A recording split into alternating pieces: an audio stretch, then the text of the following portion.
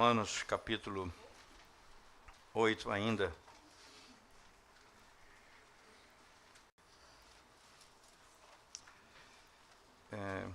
Realmente eu não me orgulho disso, mas eu estou preocupado que a gente não vai conseguir sair de Romanos 8. Nós estamos já há algum tempo, praticamente quase 2 meses, trabalhando em Romanos 8. Nós vamos hoje nos deter no versos 28 e 29, 28 a 30, mas particularmente nós vamos explorar o 29 e o 30, porque nós exploramos na última sermão o 28 e 29. Eu vou ler do 28 ao 30, como fazendo parte de um contexto maior. Sabemos que todas as coisas cooperam para o bem daqueles que amam a Deus, daqueles que são chamados segundo o seu propósito. Porquanto aos que de antemão conheceu, também os predestinou para serem conformes à imagem de seu Filho, a fim de que ele seja o primogênito entre muitos irmãos. E aos que predestinou, a esses também chamou, e aos que chamou, a esses também justificou, e aos que justificou, a esses também glorificou. Vamos orar ao Senhor. Nós te damos graças, Senhor Deus, mais uma vez, pelo privilégio de podermos abrir a Tua palavra para ouvirmos a Tua voz. Que o Senhor fale conosco poderosamente por meio da pregação do Teu Evangelho.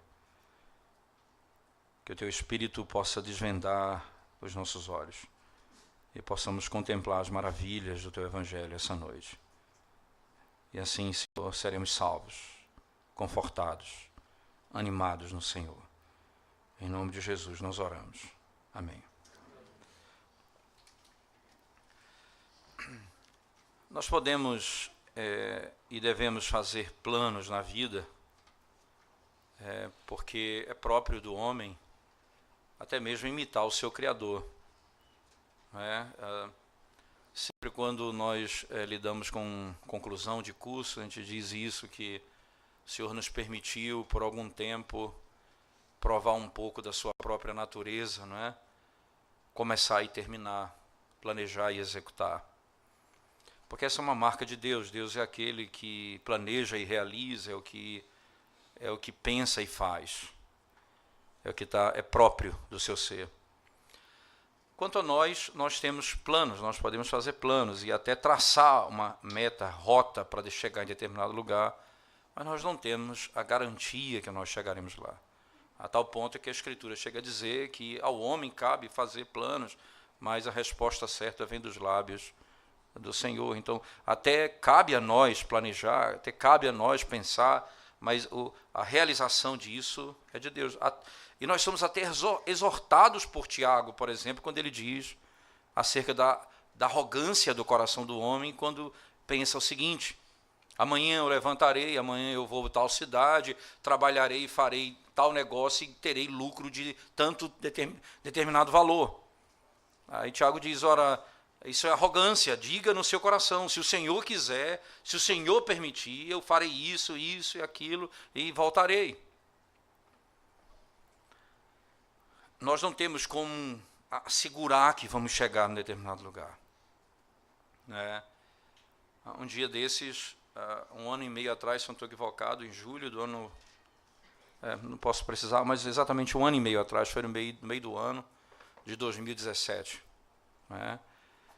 2017, tem quase 2 anos isso. Eu lembro que nós estávamos viajando, o Paulinho tinha ficado, e foi eu, Dália, Davi e Ana, nós estávamos indo para Tucuruí, para ver os nossos pais, viajando de carro. Nós planejamos sair em tal horário para dormir em tal lugar, e no outro dia acordar, dar sequência à viagem, só que tinha um jumento no meio do caminho. 20 minutos de Salgueiro, nós tivemos um acidente, houve perda total no carro, mas graças a Deus o Senhor poupou a nossa vida. Nós planejamos, mas não podemos chegar. Nós fizemos traçamos um plano de rota, mas não conseguimos executar. Porque nós somos incapazes disso, de ter o domínio de todas as coisas, do controle de todas as coisas. Você não tem condições de controlar um segundo da sua vida, não é? Você imagina as pessoas que estavam ali, naquela barragem, ali em Minas Gerais, né? Uma moça de 35 anos, médica, não se fala nada da sua família, não sei, tentei ler alguma coisa, não encontrei. Ela devia ter tantos planos ali. De repente, uma enxurrada de lama, arrebentada de uma barragem, leva todo um planejamento e você não chega a canto nenhum. Nós temos aqui num texto, distintamente disso, aquele único que pode planejar e executar. Mas com que base ele planeja e executa? Com que base isso chega a bom termo? Qual é exatamente o fundamento para isso? Porque nós sabemos, olhando para o texto que nós acabamos de ler, voltando para o verso 28, ele diz, ora, sabemos que todas as coisas cooperam para o bem daqueles que amam a Deus, daqueles que são chamados segundo o seu propósito. Nós já vimos isso.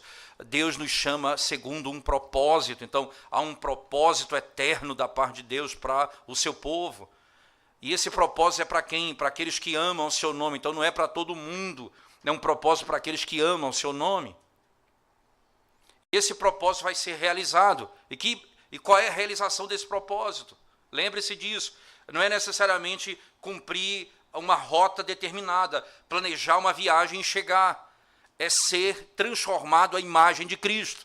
E esse é o propósito de Deus para conosco. Então, veja o verso 29. Ele diz, porquanto aos que de antemão conheceu, também os predestinou para serem conformes à imagem de seu Filho, a fim de que ele seja o primogênito entre muitos irmãos. Então, o propósito de Deus é fazer daqueles que amam ao Senhor. Lembre-se que nós falamos no domingo passado, que Paulo poderia ter dito aqueles que creem no Senhor, mas ele colocou aqueles que amam. Porque o amor aqui, a melhor maneira de demonstrar amor é em qualquer circunstância perceber que Deus está forjando em nós o caráter de Cristo. Ele vai fazer com que os seus pareçam com Cristo. Ele vai trabalhar na nossa alma para que possamos parecer com Cristo. Quem? Os que amam ao Senhor. Os que amam ao Senhor vão ser transformados à imagem dele. Perceba que dois termos são utilizados no verso 29. Os que de antemão conheceu a presciência de Deus, não é? Que é muito mal entendida nesse texto. Nós já trabalhamos isso domingo passado, mas reforçando aqui a presciência ou a conhecer de antemão. Muita gente imagina porque Deus sabe que alguém ia crer, por isso ele predestinou a pessoa, ou escolheu porque sabia que ele ia crer. Isso não faz muito sentido, até porque os que ele conheceu de antemão, predestinou. E aí vem uma corrente que é inquebrável no verso 30. E aos que predestinou, a esse chamou, e aos que chamou, a esse justificou, e aos que justificou, a esse glorificou. Perceba, se esse conhecimento anterior, que é a presciência, o Deus que sabe. Então, imagina o seguinte, o indivíduo, ele diz que está em Cristo, mas ele pode não estar em Cristo. Então, nesse sentido, ele imagina assim, eu posso simplesmente cair da fé. Eu posso simplesmente deixar de ser crente. Se essa pessoa que foi eleita pelo Senhor deixar de ser crente, então toda essa cadeia foi quebrada. Que cadeia é essa? Chamado, justificação, não é? E glorificação, esse é o termo. Já está tudo posto aqui. Então todo o processo está pronto. Não apenas da eternidade como um começo, mas da eternidade como um fim. A predestinação é algo que aconteceu na eternidade, a glorificação é algo em que será a manifestação plena daquilo que foi ordenado por Deus na eternidade. Então todo o caminho está traçado. Então aqueles que ele conheceu de antemão não podem recuar. Aqueles que ele chamou, aquele que ele salvou de antemão, não podem recuar. Não há possibilidade de perder salvação aqui. Porque senão a obra de Deus seria falha. Senão alguém que foi justificado pode ser condenado de novo. É de estranho você ouvir Paulo falar, por exemplo, aqueles que estão em Cristo já não há nenhuma condenação. E aí ele vai dizer agora, não, desculpa, há condenação se você deixar Cristo. E a santificação, que é o fim do processo, ela passa agora a ser uma dúvida. Mas como isso não pode ser visto dessa forma? Todos os verbos do verso 30 estão no passado. E é interessante esse detalhe, não é? Todos estão no passado.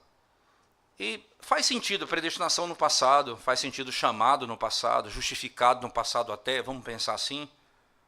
Mas glorificado no passado, nós que ainda não fomos glorificados, faz sentido. Que certeza é essa que nós vamos ser justificados e vamos ser glorificados? Por que o verbo no passado? E um detalhe desse verbo é que os gramáticos, o grego tem vários tipos de passado, mas esse particularmente aqui é o chamado o auristo simples, né? Esse auristo, ele é um passado simples, é algo que foi completado numa ação. Não significa que todo auristo é assim, pode ter várias maneiras de auristo, mas esse é um auristo específico. É uma ação única no passado. Por que a glorificação, que é algo que vai acontecer no futuro, é descrito como um ato já acontecido no passado? Porque tudo o que aconteceu com Cristo, nós que estamos unidos a Ele, acontecerá conosco. Cristo ressuscitou dentre os mortos e adentrou os céus. Nós que estamos em Cristo, também seremos glorificados. Ele é a primícia. Ele é o primeiro. Ao ressuscitar para nunca mais morrer, os que estão nele ressuscitarão para nunca mais morrer. A garantia de uma rota, a garantia de um caminho é assegurado pela obra de Cristo.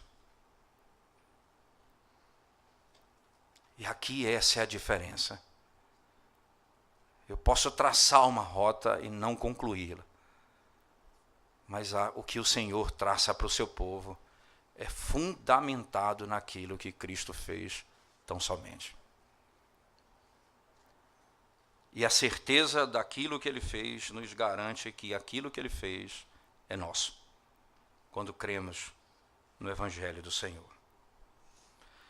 Essa cadeia que começa no verso 29, essa cadeia que se conecta, não é? Esses pontos que se conectam aqui, porquanto aos que de antemão conheceu, também os predestinou para serem conformes à imagem de seu Filho. Então, aqui você tem um foco para serem conforme a imagem do seu Filho. Então, há um aspecto aqui em que o Senhor está nos fazendo cada vez mais parecidos com Cristo, né? Ele nos humilha, Ele nos quebra, Ele nos permite perder aquilo que nós tanto amávamos, para que o nosso coração seja arrancado desse mundo e seja colocado nele, para que as garras, os nossos tentáculos que estão fixados nessa terra, sejam arrancados dessa terra. E o Senhor vai arrancando isso de nós e nos fazendo focar nele, depender dele, confiar nele. Ele vai trabalhando em nós de tal maneira que nós vamos sendo transformados à imagem de Cristo. Lembre que o argumento do capítulo 8 é o Espírito que habita em vós. Então lembre-se que o Espírito foi aquele que revelou Cristo a nós, e esse mesmo Espírito, ele forma Cristo dentro de nós, e essa formação, ela é dolorosa. Ela é dolorosa, mas ela é cheia de esperança. Por isso que o verso 18 do capítulo 8 de Romanos, volte lá comigo, Paulo vai dizer: porque para mim tenho por certo que os sofrimentos do tempo presente não podem ser comparados com a glória a ser revelada em nós. Por isso Paulo diz, olha, nós podemos olhar para o sofrimento de hoje, para o sofrimento de agora, nós que estamos em Cristo, e ter esperança. Esse sofrimento não é eterno, esse sofrimento ele vai ter um fim.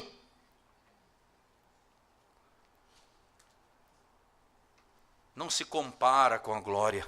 E é interessante a expressão, que há de se revelar em nós, dentro de nós. É essa glória que exatamente parecer com Cristo. A imagem de Cristo. Essa realidade vai acontecer conosco exatamente por essas razões aqui postas no verso 30. A cadeia começa a se desenvolver. O verso 29 diz: porquanto aos que de antemão conheceu, também os predestinou para serem conformes à imagem de seu Filho, a fim de que ele seja o primogênito entre muitos irmãos. Mais uma vez, Paulo retoma a tese da doutrina da adoção. Porque essa é a tese do capítulo 8. Recebemos o Espírito no qual nós clamamos, Abba, Pai. O Espírito de adoção, e aqui a imagem que ele utiliza ele é o primogênito entre muitos irmãos. Ele é o primeiro, ele é o irmão mais velho. Ele é o irmão mais velho. Essa linguagem, então, veja, irmãos, nós que estamos nele, nós estamos unidos a ele, não é? Ele é o primeiro dentre os irmãos. Então, toda a obra que ele fez e que aconteceu nele e que ele conquistou é dada aos seus irmãos. Veja a linguagem de Paulo em Hebreus, do autor da carta aos Hebreus, talvez Paulo mesmo, Hebreus capítulo 2, por favor, abra sua Bíblia, veja o que o autor da carta aos Hebreus fala sobre esse tema. Hebreus 2, verso 10 em diante, ele diz assim: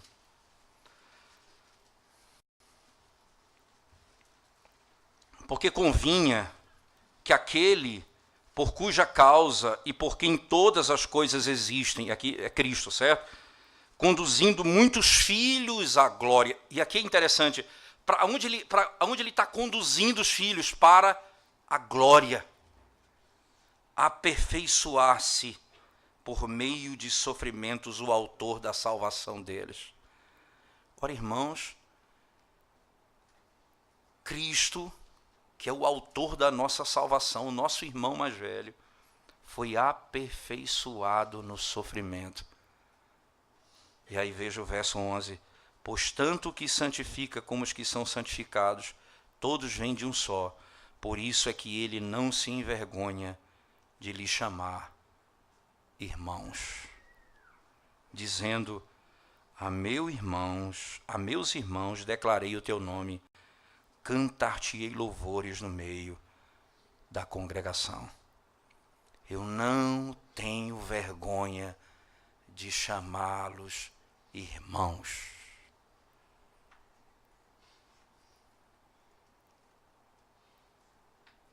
Ele nos predestinou para sermos conforme a imagem do seu Filho, para que ele seja o primogênito entre muitos irmãos.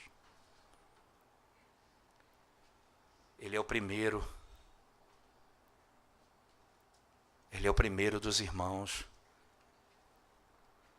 E todos aqueles que estão nele provarão das mesmas benesses que ele conquistou. Todas elas são nossas. Todas elas. Sem nenhuma a menos. Todas elas. Acontece que isso se dá pelo resumo agora que Paulo traz das doutrinas estudadas até aqui em Romanos. Paulo faz um trabalho muito interessante, ele vai resumir aqui, não é? Primeiro, ele não diz o seguinte, aqui, alguns foram predestinados, outros foram chamados, outros foram justificados, outros foram glorificados.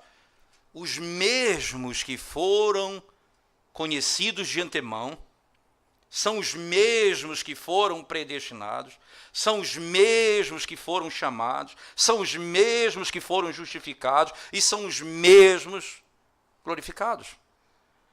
Não é um para cada coisa, são exatamente os mesmos. E veja, não poderia ser diferente, até porque o 28 diz: por aqueles que amam ao Senhor. Então, não é para todo mundo que esse benefício é dado, mas para aqueles que amam ao Senhor. Todos os que estão em Cristo são esses a que provarão todos os benefícios do Evangelho. E aí vem o verso 30, então, que diz assim, volte comigo, por favor, para o texto de Romanos, que nós estávamos em Hebreus, agora voltamos lá para Romanos, no capítulo 8, o verso 29 e o 30, vai dizer assim, mais uma vez, nas palavras do apóstolo Paulo. E aos que predestinou, 30, a esses também chamou. E aos que chamou, a esses também justificou. Aos que, veja a linguagem de Paulo, aos que predestinou, a esses também chamou. Perceba que existem 3 benefícios claros daqueles que são chamados pelo Senhor. São chamados porque foram predestinados, isso é o grande ponto. Foram chamados pelo Senhor. Lembre-se que o chamado aqui, irmãos, não é simplesmente algo externo. Essa obra, ela é uma obra interna do Espírito Santo. Um exemplo prático para os irmãos, nós pregamos o Evangelho dominicalmente e todos escutam a palavra. Mas não é porque você ouve no final da pregação que você deve se arrepender dos seus pecados e vir a Cristo, que você é chamado. Existe o chamado interno, que o Espírito Santo fala pela palavra pregada ao coração do indivíduo.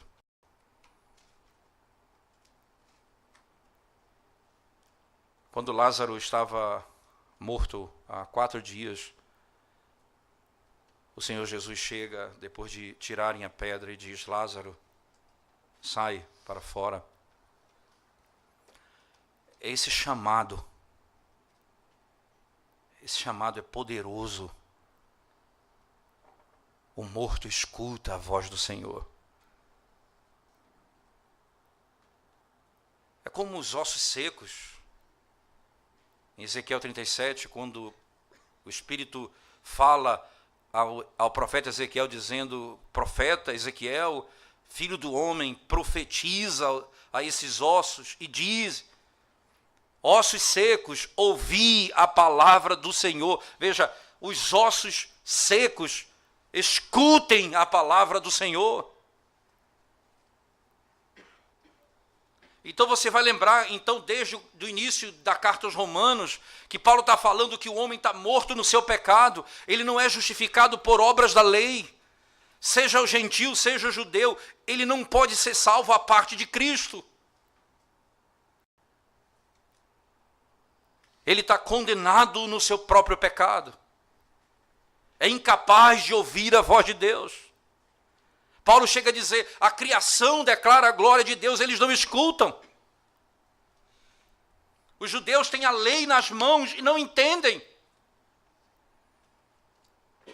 Paulo vai dizer isso na segunda carta aos Coríntios, ele vai falar, quando eles leem Moisés, tem um véu no rosto, eles não enxergam.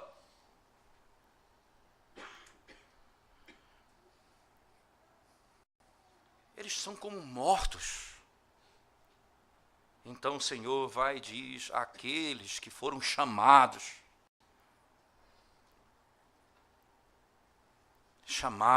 como Lázaro. É por isso que os eleitos de Deus são salvos pela pregação do Evangelho, não é pelo entretenimento da igreja.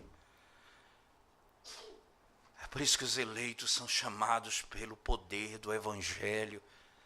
É por isso que você não tem que mudar a estratégia para salvar pecador. Você tem de pregar o genuíno Evangelho, dia sim, dia não. Todo santo dia você tem de pregar o Evangelho, porque é o único meio do pecador ouvir a voz de Deus. Paulo vai falar isso no capítulo 10 da carta aos Romanos. Vai dizer, ora, como ouvirão se não há quem pregue? Como pregarão se não forem enviados? Está no capítulo 10. É o aspecto pelo qual eles vão ser chamados, por meio da pregação da palavra.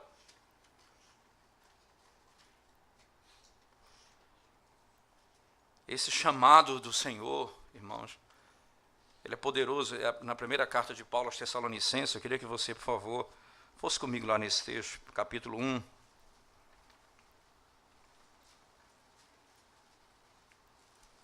Verso 4 a 5.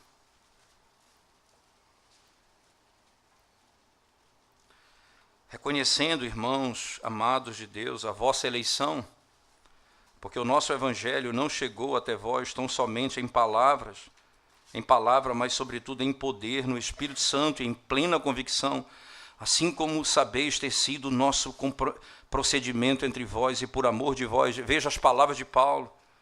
Porque o nosso evangelho não chegou até vós tão somente em palavra, mas sobretudo em poder, no Espírito Santo e em plena convicção, assim como sabeis ter sido o nosso procedimento. Paulo diz, o evangelho chegou aqui, irmãos, em plena convicção. Não apenas em palavra, mas no poder do Espírito. É isso que Paulo vai dizer aos Coríntios. Porque o evangelho de Deus é o poder. Ele fala isso em Romanos e lá em Corinto, no capítulo 2, ele vai dizer exatamente isso. Porque o evangelho é poder. Poder para salvar o pecador. E não há como alguém ser justificado se primeiro não foi chamado pelo Senhor. Então, tão logo alguém... E como alguém pode ser chamado se não foi predestinado, se não foi ordenado antes da fundação dos séculos?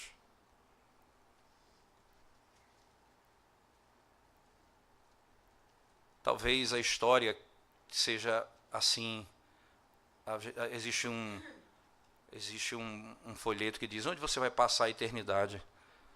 Talvez a melhor pergunta é, onde você estava na eternidade? Porque onde você estava, você estará. Se você foi predestinado por Deus na eternidade, você estará na eternidade com o Senhor. Esse é o grande propósito de Deus, Ele vai cumprir isso. Ele nos chamou para esse propósito.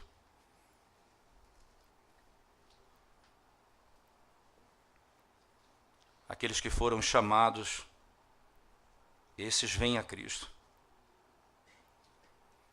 E o homem é tirado do estado de condenação. Por isso o texto diz, esses são justificados. Eles são absolvidos, irmãos. Romanos 8, verso 1. Ele não vive mais um único dia da sua vida debaixo da nuvem de maldição. Uma vez que ele foi justificado, ele não vive mais um dia da sua vida debaixo da nuvem de maldição. Ele é levado para um outro lugar, para um outro clima. Ele vive debaixo das bênçãos do Senhor. Seus pecados todos foram perdoados. Ele é recebido como um homem justo diante de Deus. Ele é julgado. E recebe uma pedra branca, como diz Apocalipse. E é escrito um novo nome. É escrito nessa pedra um novo nome. Porque agora ele é filho de Deus. A lei e a justiça não tem mais o que demandar dele. Não tem mais o que demandar dele. A lei e a justiça não podem mais me condenar. As cordas da culpa foram afrouxadas, arrancadas e lançadas fora. E nós somos vestidos com a justiça perfeita de Cristo. Aqueles que ele conheceu de antemão, esses ele predestinou, chamou, justificou.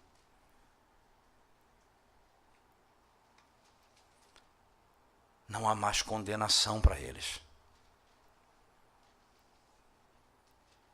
Você imagina alguém dizer, começando por aquela palavrinha, ele conheceu de antemão, e querer interpretar toda essa estrutura como sendo algo possível de ser transtornado pela vontade do homem, é você dizer que a obra da justificação pela fé pode ser desfeita. A pergunta é, o que você fez para ela ser feita?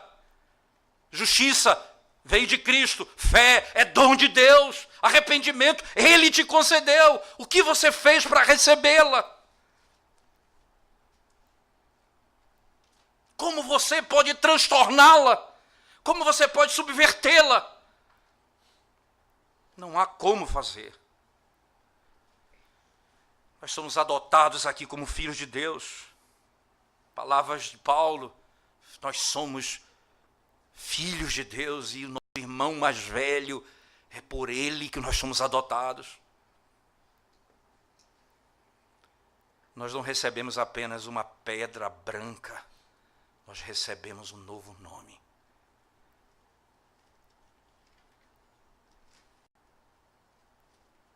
Já não sou eu quem vivo, mas Cristo vive em mim.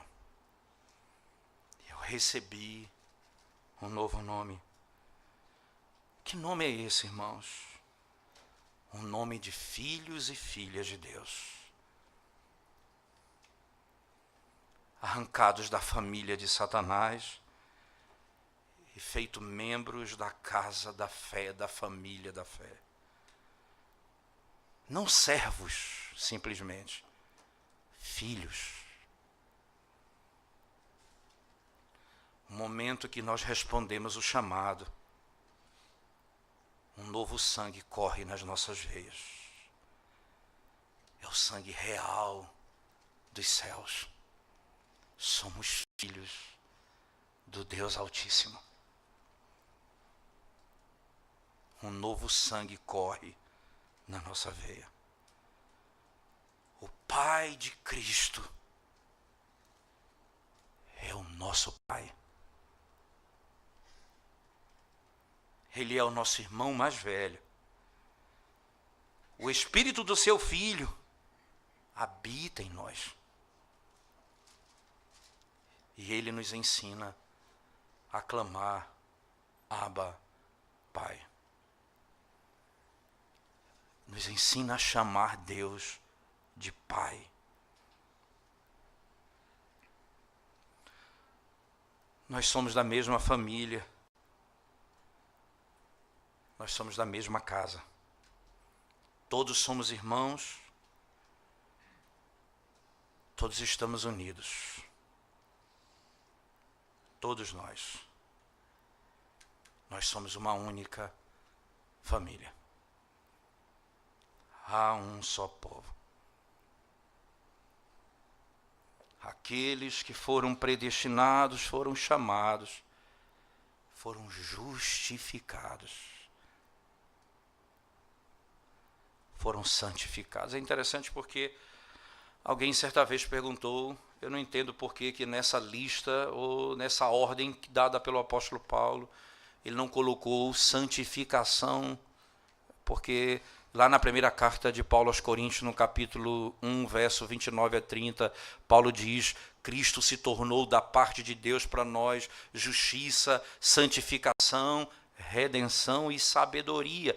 E perceba, Paulo está dizendo santificação, mas aqui ele não diz santificação, ele fala glorificação. Mas a pergunta então é, o que é glorificação? Ou melhor, o que é santificação? É o abandono, é a morte contínua da nossa carne, é a luta contínua da carne, é a luta para não fazer a vontade da carne. E o que é glorificação? É a vitória plena, é o dia em que nós nunca mais teremos uma inclinação para o pecado. Então, se a glorificação nos foi concedida em Cristo, é porque a santificação é. Ora, como nós viveremos glorificados se não somos santificados? A linguagem paulina é muito clara. Por exemplo, na primeira carta de Paulo aos Coríntios, capítulo 1, verso 2, ele diz, escrevendo à igreja de Corinto, ele diz, aos irmãos de Corinto, chamados, aí ele conta, santificados em Cristo, chamados para serem santos. Que linguagem extraordinária. Santificados, algo pronto. Chamados para serem santos. Nós já fomos plenamente santificados. Nós estamos sendo santificados. É a lógica do Evangelho. Para que foi que nós somos chamados, irmãos? chamados para ser santos. O autor do nosso chamado é santo. O Espírito é Espírito Santo. Os meios do nosso chamado são santos, a santa palavra de Deus. O fim e o efeito deve ser santo. Não há como ser diferente. Então, logo o pecador responde o chamado, o Espírito de Deus começa a operar em nós. O Espírito da santificação. E ele começa a nos ensinar a mortificar a carne dia após dia. Até aquele dia. É por isso que os nossos pais, nos catecismos da nossa igreja, catecismo extraordinário, quando fala dessa doutrina, ele diz, do dia da morte do crente. Aí ele diz assim, nesse dia, imediatamente nós somos plenamente santificados. Isto é, termina toda a nossa luta contra o pecado. Quando você lê isso, Deus puritano, você não está de morrer. É tão glorioso a linguagem que eles utilizam sobre a morte que eu vou morrer. A gente sabe que das nossas fraquezas, mas como é bom meditar nelas, na obra que nós temos em Cristo. Ele nos chamou para sermos santos. Uma nova vida começa a se formar em nós. O serviço do Senhor começa a ser o nosso serviço. E o chamado é que trouxe Lázaro de volta para a vida. Tirou da congregação dos mortos.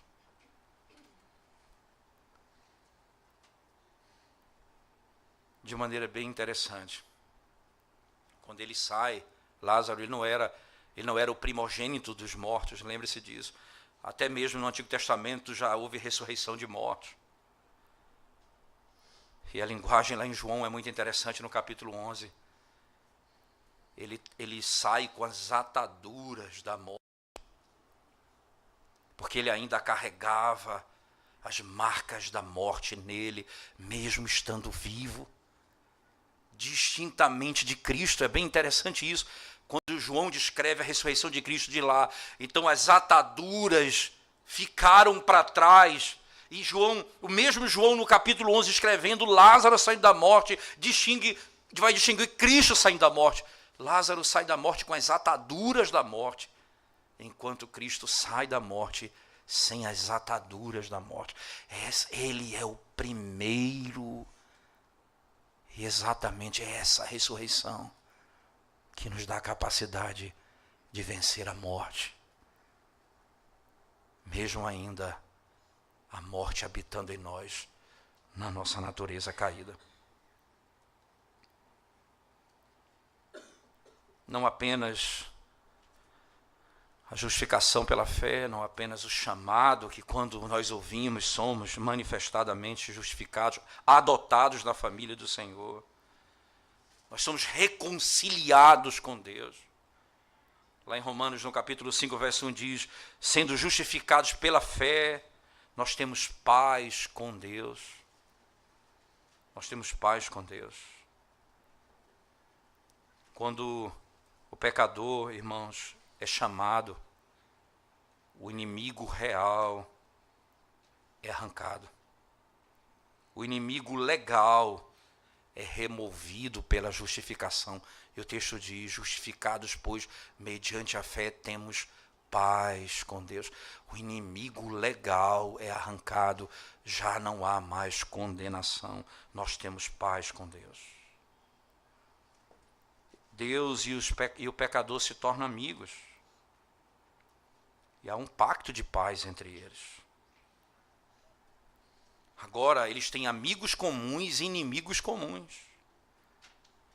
pecado foi removido e perdoado. A paz, ela segue o processo. Não haverá paz se nós não formos perdoados. Os que ele predestinou, justificou, esses foram chamados por ele.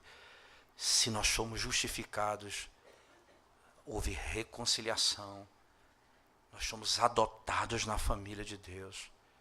Os nossos pecados foram perdoados. E já não há mais condenação. E o que é impressionante, nós temos acesso a Deus. Esse acesso que estava impedido pelo pecado, o véu foi rasgado, e agora eu tenho acesso a Deus, eu posso ir ao trono. Lembre-se que o trono em que Cristo está assentado era o trono de justiça, estava ali um rei, um juiz que vai condenar todos os pecadores, e nós que fomos perdoados pelo sacrifício do Cordeiro, que é o rei que está sentado no trono, nós agora voltamos àquele trono, não mais como um trono de justiça, mas como um trono da graça, como o autor da carta aos Hebreus vai dizer, nós não temos um sumo sacerdote que não possa se compadecer das nossas fraquezas, mas um como nós, foi tentado em todas as coisas, a nossa semelhança, sem nunca cometer pecado. Ele diz, acheguemo-nos, aproximemo-nos confiadamente diante do trono da graça, para encontrarmos socorro e misericórdia em tempo oportuno. Aquele trono que me causava pavor, agora eu sou chamado, venha a mim e clame por misericórdia. Vocês encontrarão misericórdia.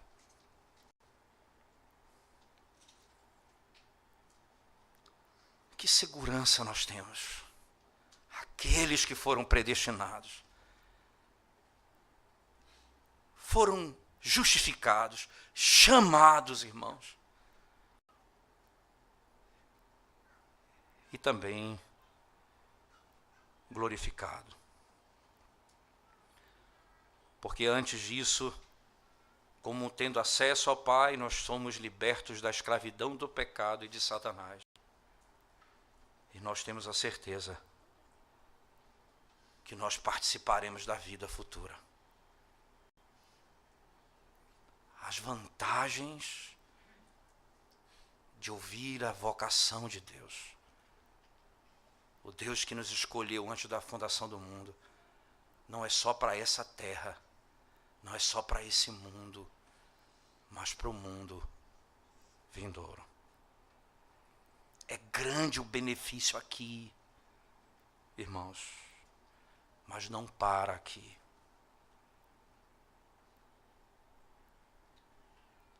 Se fosse apenas aqui, seria como eu, que planejei uma viagem e parei em Salgueiro.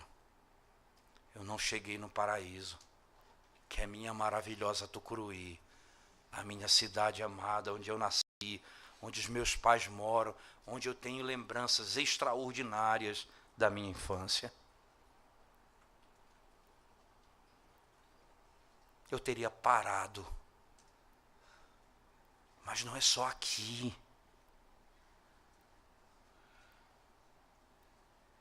É a eternidade também. Se Tucuruí é um paraíso para mim, você imagina o céu. E o Senhor disse, nós que fomos chamados, seremos glorificados.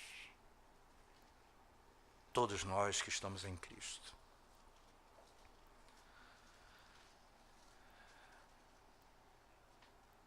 O que é interessante é que você não tem uma promessa da parte de Deus, irmãos, que os filhos de Deus vão nessa vida viver dias de grande paz e alegria. Quando ele fala que todas as coisas cooperam para o bem daqueles que amam a Deus, ele não está imaginando aqui que só as coisas boas vão acontecer na tua vida. Todas as coisas, todas elas, as boas e as não tão boas, as ruins, elas vão cooperar para fazer de você mais parecido com Cristo. Mais nobre, mais gentil, mais paciente, mais amoroso, mais respeitador, mais firme na sua fé, mais cheio de esperança, mais desapegado ao mundo, mais parecido com Cristo. Mais parecido com Cristo. Segunda carta de Paulo aos Tessalonicenses, por favor. Capítulo 2, verso 14. Segunda carta do apóstolo Paulo aos Tessalonicenses. Capítulo 2, verso 14 diz assim. Verso 13 diz assim: entretanto, devemos sempre dar graças a Deus por vós, irmãos amados, pelo Senhor, porque Deus os escolheu desde o princípio para a salvação, pela santificação do Espírito e fé na verdade, para o que também vos chamou, mediante o nosso Evangelho, para alcançardes a glória de nosso Senhor Jesus Cristo. É esse o objetivo, para alcançardes a glória.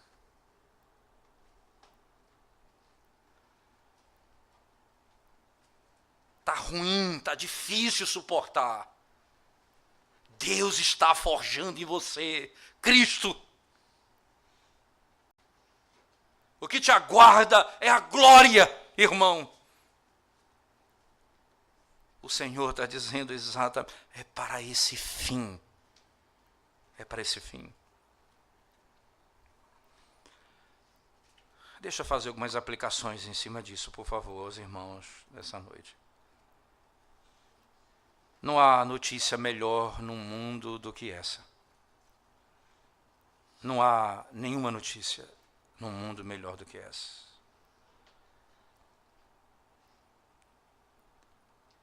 A excelência ofertada para pobres pecadores mortos. A excelência. O Senhor não apenas vai arrancar você da morte, mas te fará sentar nos lugares celestiais com Ele. Ele levantará o pobre do monturo e fará com que ele se assente no meio de príncipes.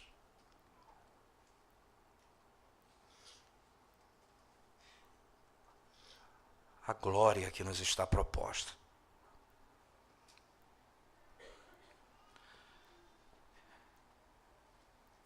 Na corte da alma, irmãos, Satanás aparece e faz a sua oferta. O mundo chega e faz a sua oferta. O pecado se apresenta e faz a sua oferta. Mas tudo que eles têm para te ofertar não se aproxima em nada do que Cristo te deu na cruz do Calvário e na sua ressurreição. O que o Evangelho tem para te dar. O que o mundo tem para te dar. Imagina aí, o que o mundo tem para te ofertar. O prazer da glória dessa terra. O que ele tem para te ofertar é nada. O que o pecado, o que o prazer desse momento que você tanto deseja, o que ele tem para te ofertar? Nada. Um prazer momentâneo que tem gosto de morte. O que Satanás tem para te ofertar? Ele disse para Cristo: se prostrado me adorar, eu te darei o reino desse mundo. O Senhor disse: somente a Deus nós devemos prestar culto. Não se aproxima em nada do que Cristo tem para nos ofertar no Evangelho.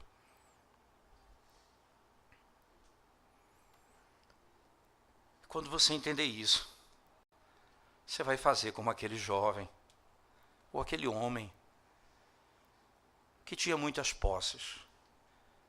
Encontrou um terreno, e naquele terreno tinha um tesouro. Ele foi e vendeu todo o tesouro, toda a riqueza que ele tinha. Voltou e comprou o terreno, por causa do tesouro que estava ali. Quando você entender o que você tem em Cristo, você vai dizer como Paulo: eu considerei tudo como refúgio, como nada, por causa do conhecimento de Cristo. Nada. Nada.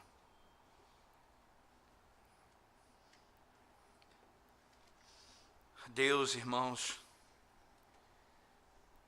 Ele lida de modo claro com o seu povo.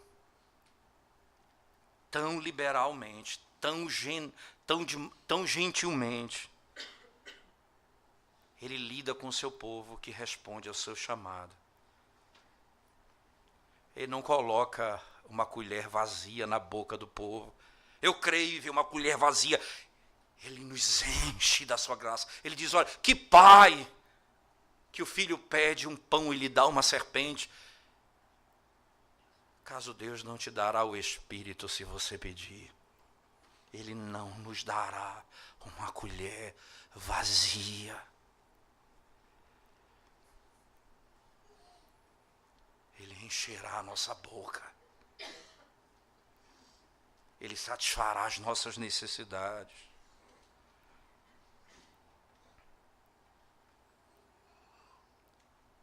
Não apenas o que nós teremos em mãos aqui agora, não. É o que nós temos em esperança da eternidade em Cristo Jesus. Nós que estamos nele, nós temos todos esses benefícios, a vida eterna.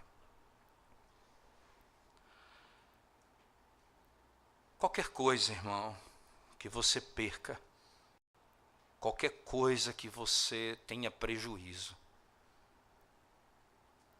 os seus negócios, seus estudos, qualquer coisa, põe nessa conta, por seguir o Evangelho. Vocês são conhecidos como ganhadores, os que perderam a vida para ganhar. Qualquer prejuízo, vocês vão ser tidos no mundo como perdedores. Deus vai dizer: vocês são vitoriosos. Tudo que vocês perderem por minha causa. Ah, Senhor, nós deixamos pai, mãe, irmãos para te seguir agora. Todos os que deixaram pai e mãe para me seguir nessa vida terão irmãos, irmãs, pais, muito mais do que antes. Eu não dou a colher vazia na tua boca. Eu vou encher a tua alma de esperança. Só que a tua esperança não vai estar aqui. Vai estar em Cristo.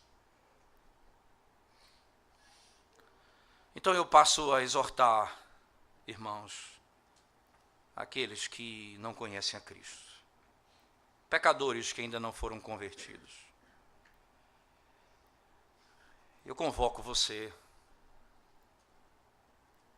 Eu insisto com você nessa noite. Escuta a voz do Evangelho de Cristo. Preste atenção no que você tem ouvido. Essas palavras são vida para você e são morte. Isso não são palavras de homens, não são minhas palavras. É o Evangelho de Cristo. Essa é a tua única esperança. Preste atenção nisso.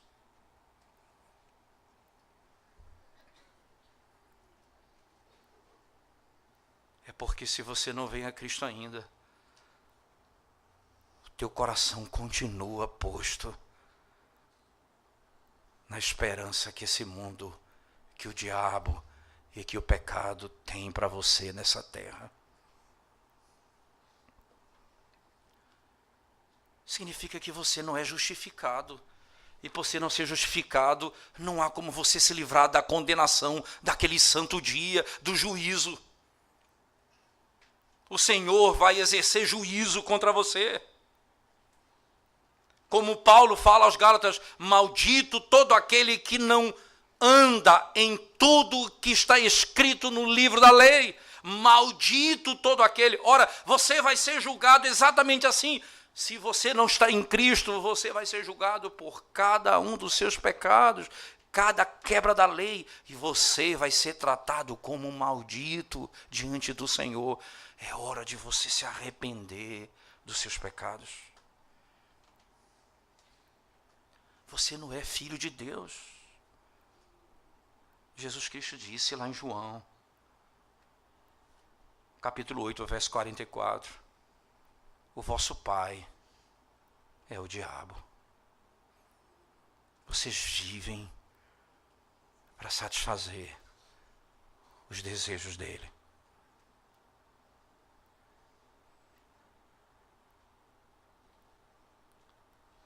Se você não é filho de Deus, Jesus não é teu irmão, o irmão mais velho.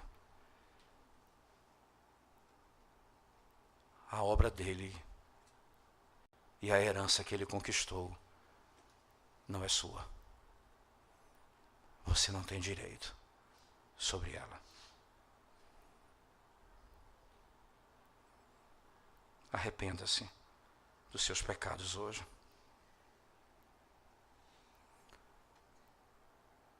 Ó, irmãos, nós precisamos desses benefícios aqui.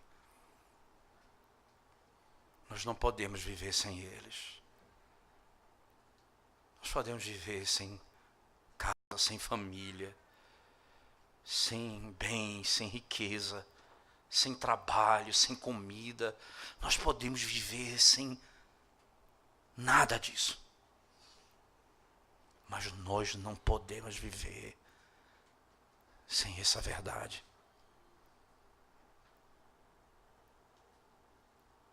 Não podemos viver um só dia sem esse Evangelho.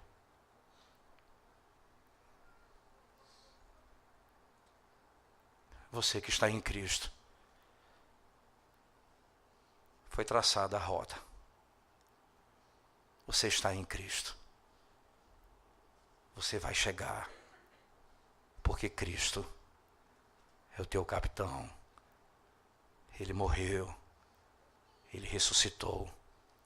E Ele está na glória. E nós que estamos com Ele, habitaremos a glória para sempre.